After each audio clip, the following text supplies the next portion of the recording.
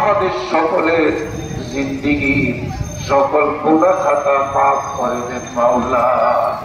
নিষ্পাপ শিশুর মতো পবিত্র বানায় দেন মাওলা রব্বুল আলামিন।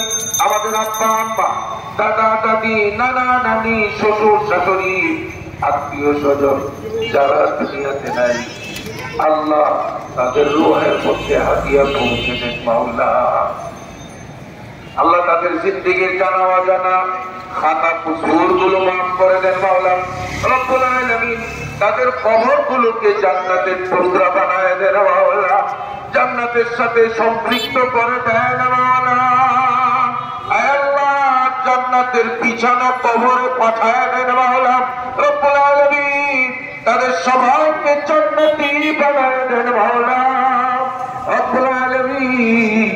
এই মসজিদের খেদমত করতে করতে যারা কবরস্থ হয়ে গিয়েছেন, আল্লাহ তাদের কবরগুলোকে আলোকিত করে দেন মাওলা রব্বুল আলামিন।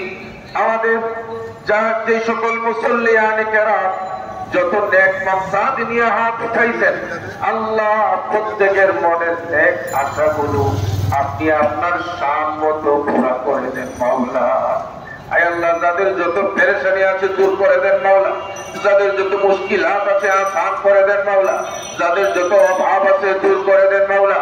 আয় আল্লাহ, হালাল উপার্জনে বরকত নাযিল করেন মাওলা রব্বুল আলামিন। আমাদের মধ্যে যারা অসুস্থ, আত্মীয় স্বজনের মধ্যে যারা অসুস্থ, আয় আল্লাহ আত্মীয় স্বজনের মধ্যে যারা অসুস্থ, রোগী রোগিনীদের জন্য যারা যত রকম দুয়ার খাত করেছে, আল্লাহ সবাইকে আপনি পরিপূর্ণ শিফা দান করেন মাওলা।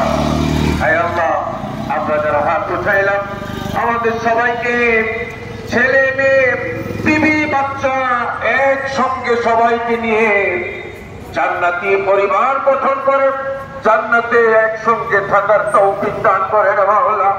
মৃত্যুর আগে আগে একবার হলেও হাবিবে পাকের দিদার স্বপ্ন যুগের নসিব করায় দেন মাওলা।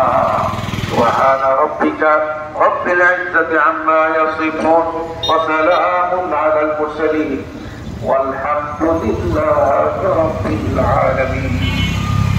যারা যার জন্য দাঁড়িয়ে যাই।